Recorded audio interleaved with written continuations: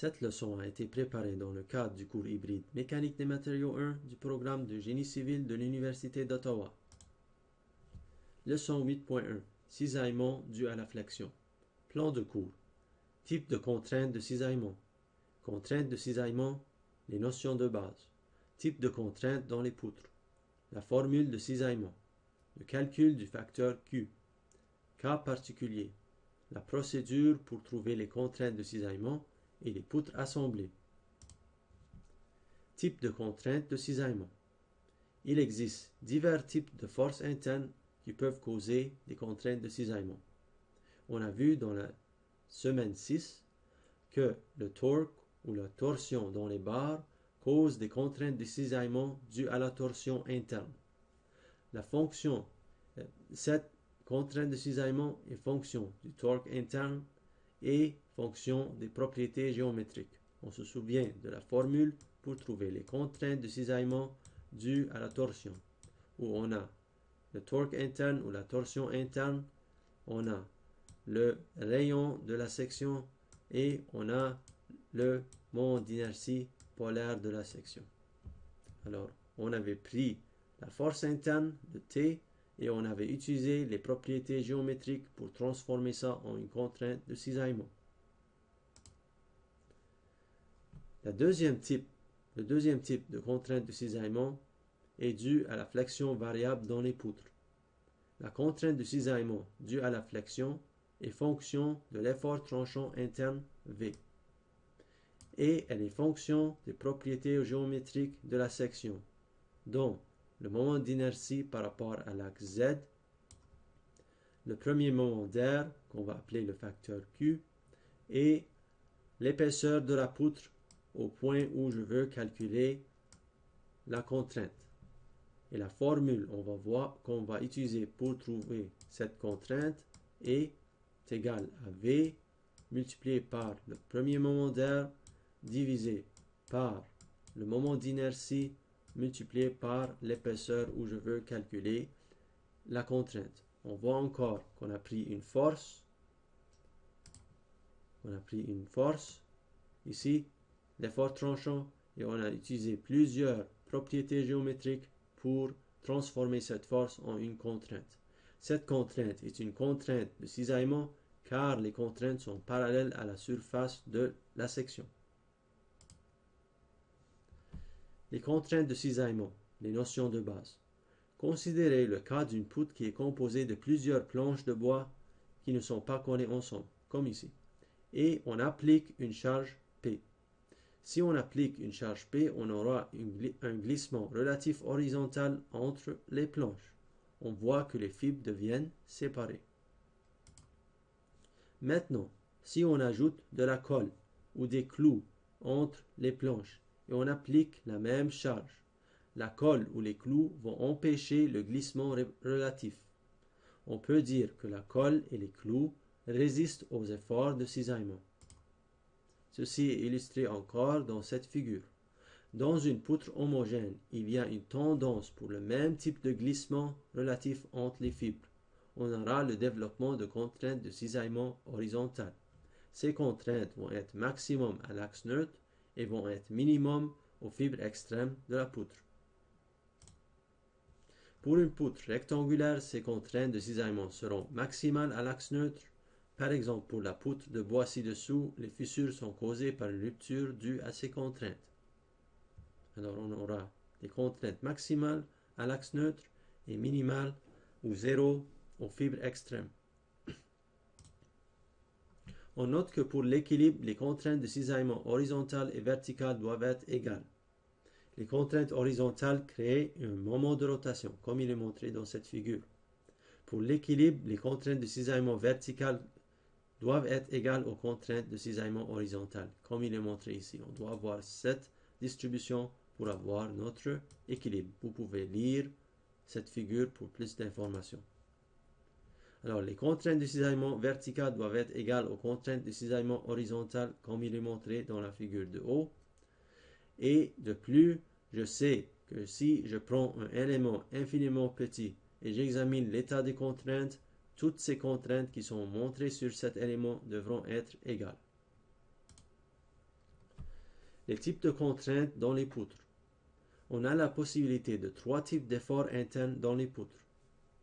La force axiale N, l'effort tranchant V et le moment fléchissant interne M. On a vu dans la leçon précédente que chacune de ces forces va engendrer un certain type de contrainte. Pour l'effort axial, on a des contraintes normales. Pour la flexion ou le moment interne, on a aussi des contraintes normales qui sont linéaires et qui sont 0 à l'axe neutre et maximum aux fibres extrêmes. Maintenant, pour les contraintes dues à l'effort tranchant V, ce sont des contraintes de cisaillement qui sont parallèles à la surface. Dans cette leçon, on va apprendre comment calculer les contraintes de cisaillement dans les poutres dues à la flexion. On se souvient de l'état général des contraintes. Alors, si on prend un élément infiniment petit et on examine tous les types de contraintes qui peuvent se développer, si on est dans un cas 2 dimensions, voici toutes les contraintes qui peuvent se développer. On a des contraintes axiales sur l'axe X et des contraintes axiales sur l'axe Y. Et ensuite, on a des contraintes de cisaillement. Toutes ces contraintes de cisaillement sont parallèles à la surface et sont égales, comme il est indiqué ici. Examinons ça dans une poutre. Pour une poutre sur la hauteur, on aura la distribution des contraintes qui est montrée.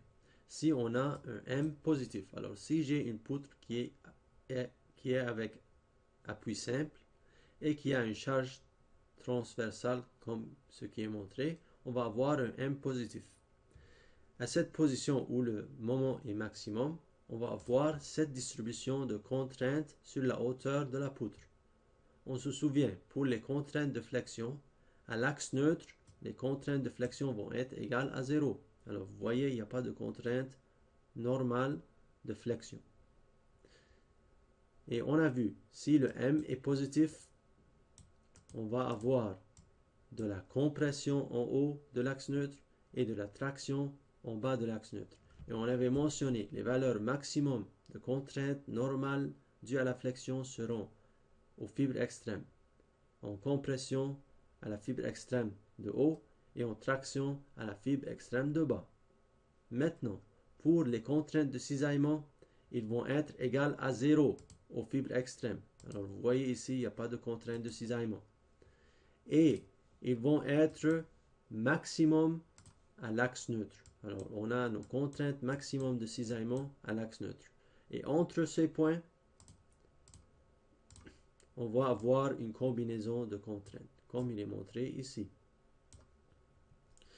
Pour le cas opposé, alors si on a un M négatif, ceci va arriver si on a une poutre en porte-à-faux et on applique une charge P, comme ça. On va avoir, dans ce cas, le cas inverse. Alors on va avoir de la traction en haut et de la compression en bas. Alors, encore une fois, à l'axe neutre, les contraintes normales seront égales à 0. Et aux fibres extrêmes, on aura nos contraintes maximum. Mais dans cette situation, la contrainte de traction sera maximum à la fibre de haut et la contrainte de compression sera maximum à la fibre de bas. Et pour les contraintes de cisaillement, ils seront 0 aux fibres extrêmes et ils seront maximum à l'axe neutre. Et pour les points intermédiaires, on aura une combinaison de contraintes. Alors, ceci est summarisé dans ce tableau. Alors, on dit en haut et en bas, on va avoir une contrainte X qui est maximum, comme ce qui est montré, soit en compression ou en traction, ça dépend du moment où si on est en haut ou en bas. Et de plus, on note qu'aux fibres extrêmes, la contrainte de cisaillement est égale à 0. Alors, l'état des contraintes va ressembler à ça. Pour l'axe neutre, dans ce cas, les contraintes normales de flexion sont égales à 0 et les contraintes de cisaillement sont maximum. Alors l'état de contrainte va ressembler à ça. Et pour le point intermédiaire, on va avoir une combinaison de contraintes normales et de contraintes de cisaillement. Dérivation de la formule de cisaillement. Considérons une poutre avec section prismatique, avec cette section qui est montrée ici, un matériau homogène et un matériau linéaire élastique. et qui a le chargement qui est montré dans la figure de gauche. À cause du chargement, on trouvera que le moment est variable, c'est-à-dire le moment n'est pas constant du point A jusqu'au point B. Il va être variable sur la longueur de la poutre. Et on va avoir un delta M si on compare les moments entre deux points relatifs. Examinons la portion AC-DF de la poutre. Alors, cette portion ici, qui a une longueur delta X, comme ça. Alors, ça, c'est la longueur qu'on va examiner et on va dessiner l'état des contraintes et l'équilibre à ce point, sur cette section. Alors, on a cette section de la poutre qui a une longueur delta X. Comme on a mentionné, le moment n'est pas constant sur toute la longueur de la poutre. Alors, si j'ai un moment ici au point AC, le moment au point DF va être M plus delta M. Ça va être un moment différent qui varie de delta M. Même chose pour l'effort tranchant. À cause de ça, quand on met nos contraintes normales dues au moment M, on va avoir ces valeurs ici pour la surface ABC et on va avoir des valeurs différentes pour la surface DEF à cause de ce delta M supplémentaire. Ensuite, on va examiner une portion ABDE.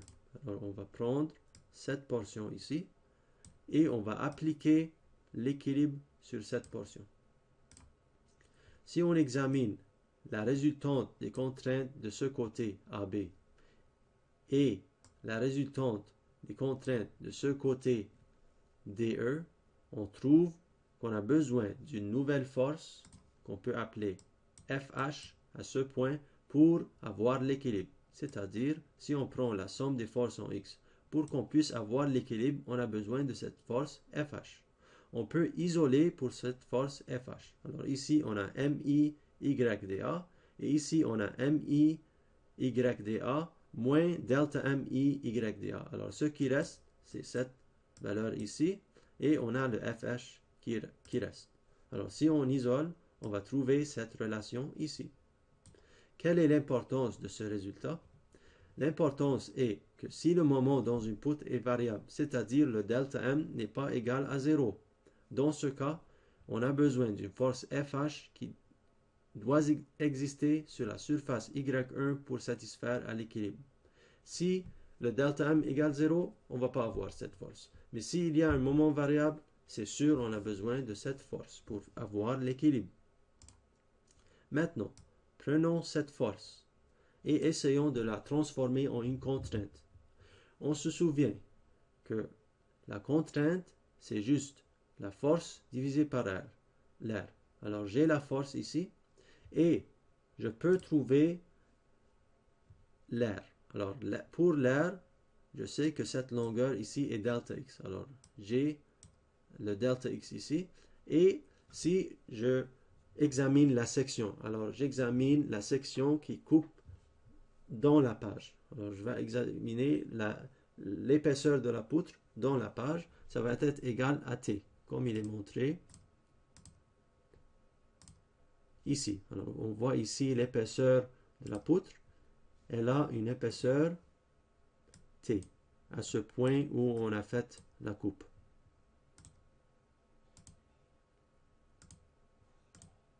Ok, alors l'air est donné par delta x multiplié par T. Alors j'ai ma force, j'ai l'air, je vais diviser ces deux équations pour trouver la contrainte. Alors ça c'est ce qu'on fait ici.